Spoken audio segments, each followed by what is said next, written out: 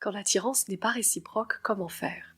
Bonjour Stéphanie, depuis que j'ai commencé la formation, il m'arrive parfois de rencontrer quelqu'un pour lequel le désir est instantané, mais ce n'est pas forcément de même pour les femmes que je rencontre.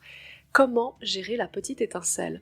Je voudrais aller vers une relation dans laquelle je prendrai le temps de savoir si la personne me conviendra ou non, Christophe. Bonjour à toi, mon cher auditeur, ma chère auditrice, et bienvenue dans Décoder les relations, le podcast qui s'adresse aux célibataires qui veulent enfin trouver la bonne personne et vivre une relation sincère, authentique et durable. Je suis Stéphanie Palma, experte en relations amoureuses depuis 2016, et tu peux compter sur moi pour te dire tout ce que tu n'as pas envie d'entendre, mais besoin d'entendre pour passer au stade supérieur dans ta vie amoureuse. Et pour cela, bienvenue dans ce nouvel épisode.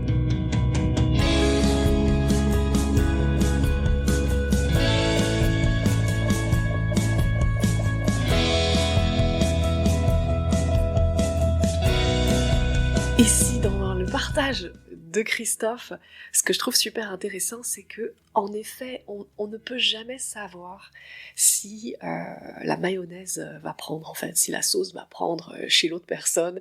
C'est pas parce que l'attirance, on la sent chez nous, qu'on sent la petite étincelle, la personne en face, que la femme en face va forcément sentir aussi également une étincelle.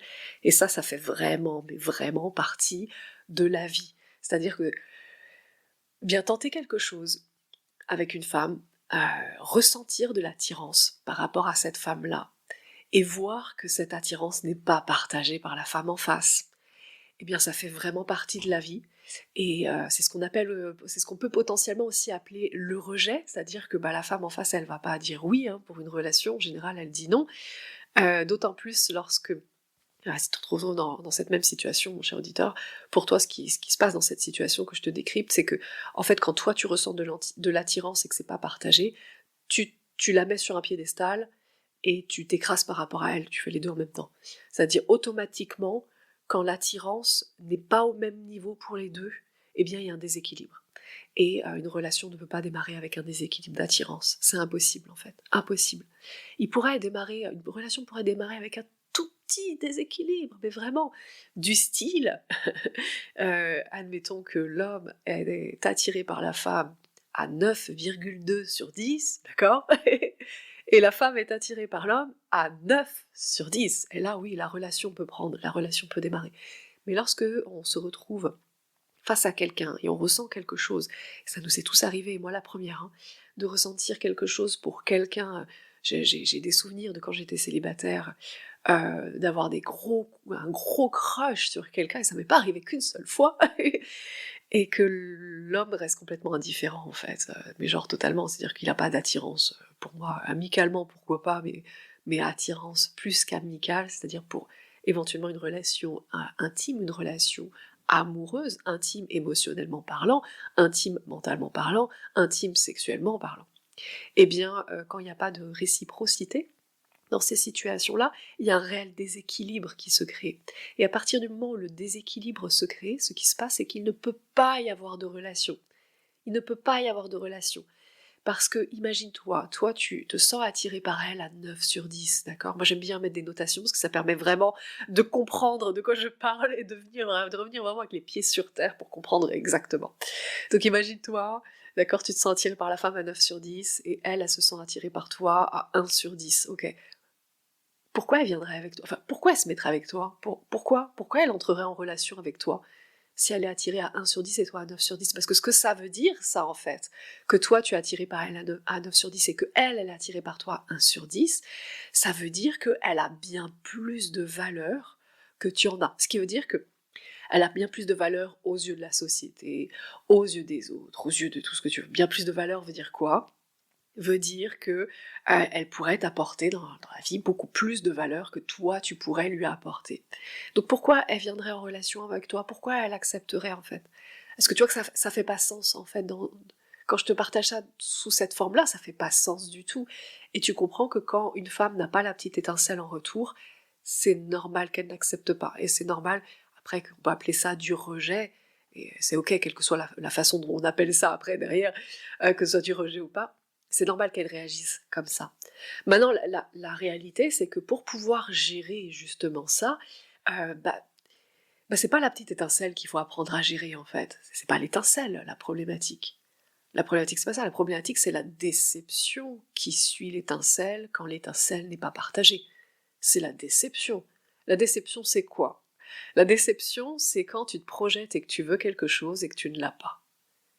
Voilà. La déception, c'est rien d'autre qu'un feedback de ton corps qui te dit tu avais des attentes et tes attentes ne sont pas atteintes. Voilà, ça s'appelle la déception. Et donc ici, eh bien, quand tu as une déception ou quand tu te sens mal parce que toi t'avais une étincelle et que derrière après ça n'a pas été partagé, et parce que bah, c'est la nature, c'est comme ça peut pas marcher avec tout le monde si c'est pas partagé, eh bien la femme t'a dit non, t'a dit qu'elle était pas intéressée, t'a dit qu'elle était pas prête pour une relation, qu'elle avait 3 chats à nourrir, que c'était compliqué dans sa vie, quel que soit ce qu'elle t'a sorti.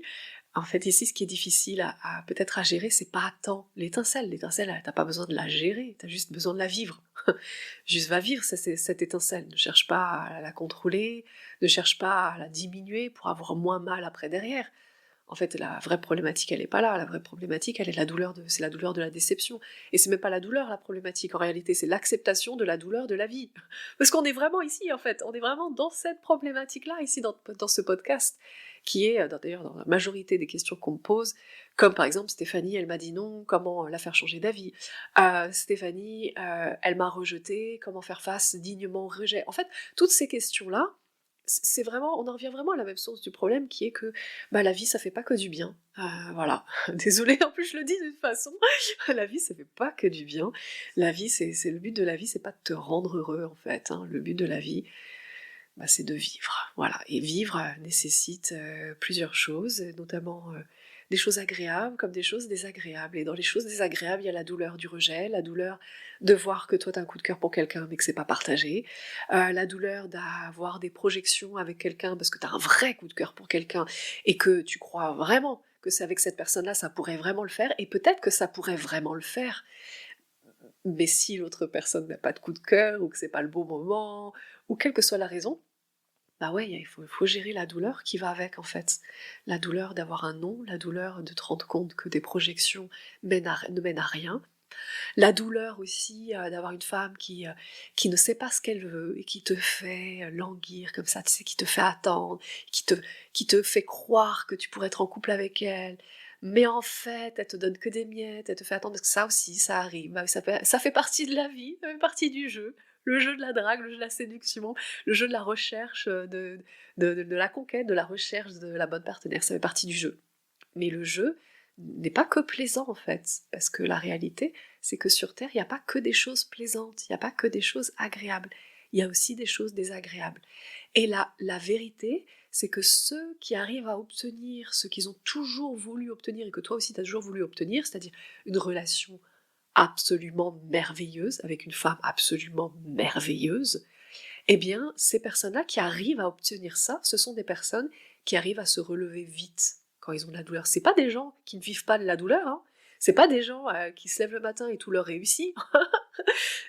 En fait, c'est des gens comme vous, comme moi, comme tout le monde, en fait, où on vit des catastrophes parfois dans sa vie, on vit de la douleur, on vit des séparations, on vit des rejets, on vit de l'abandon, on vit plein de choses, en fait. Mais ce qui fait la différence, c'est à quel point on accepte ce qui se passe et on se relève. Et ici, mon cher auditeur, quand tu te retrouves face à une femme avec qui tu as vraiment un coup de cœur en fait, et que ce coup de cœur, bah, il n'est pas vraiment partagé, et toi tu te demandes bah, que faire de ça? Parce que moi je vais pas me lancer à corps perdu alors que je connais pas vraiment la femme, et puis d'accord c'est chouette d'avoir un coup de cœur partagé, mais en même temps on se connaît pas encore, est-ce que ça va vraiment fonctionner ou pas? Est-ce que je dois vraiment faire confiance à ce coup de cœur? Est-ce que finalement ce coup de cœur va m'aider dans la recherche de la bonne partenaire? Et comment faire face? Enfin, tu vois, toutes ces questions qui sont des questions normales de la vie, en fait, hein, parce que ça amène à beaucoup de douleur, et la douleur amène à beaucoup de questions, parce qu'on justement, on cherche à éviter la douleur, hein. C'est le fonctionnement normal de l'être humain. Éviter la douleur, donc éviter la douleur permet justement de se poser beaucoup de questions, et ces questions-là, justement, te permettent de venir dans ce podcast et de comprendre un peu plus comment fonctionnent les dynamiques amoureuses et comment fonctionnent les femmes, et d'en savoir beaucoup plus sur toi et ton propre fonctionnement. Et ça te permet également de beaucoup lâcher prise, parce que finalement, là où moi j'amène mes clients, c'est exactement dans cet endroit où ils s'acceptent comme ils sont, ils acceptent les autres, les femmes comme elles sont, et c'est là où l'amour naît. L'amour réciproque, c'est là où ça naît. C'est à cet endroit-là que ça peut naître. Ça ne peut pas naître ailleurs, en fait. Ça ne peut pas naître dans le regard de moi, comme je suis fort, comme je suis intéressant. Parce qu'en fait, j'ai tellement peur de ne pas être aimé ou de ne pas être aimable que j'arrive même pas à m'ouvrir à une femme et que tout ce que je veux faire à chaque fois que je suis devant une femme, c'est juste lui montrer à quel point je suis intéressant. À cet endroit-là, l'amour ne naît pas. L'amour naît quand on est complètement ouvert et qu'on arrive devant une personne et qu'on se dit vas-y, montre-moi qui tu es. Non, tu veux savoir qui je suis? Ouais, ouais, y a pas de souci. Je peux t'en parler sans aucun problème, mais moi je suis vraiment là pour montre-moi qui tu es, quoi. Je suis tellement curieux, je suis tellement désireux de savoir qui tu es. Et l'amour ne peut naître qu'à cet endroit-là, en fait. Et la petite étincelle, eh bien, c'est rien d'autre que la nature qui dit ah, il y a possibilité avec cette personne-là. Ça fait un bon match niveau biologique.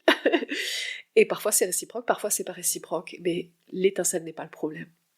Et gérer l'étincelle ne t'amènera à rien. Vouloir gérer l'étincelle, vouloir gérer tes coups de cœur, vouloir gérer tes crushs, ça t'amènera à rien si ce n'est qu'être dans l'hyper-contrôle, le surcontrôle.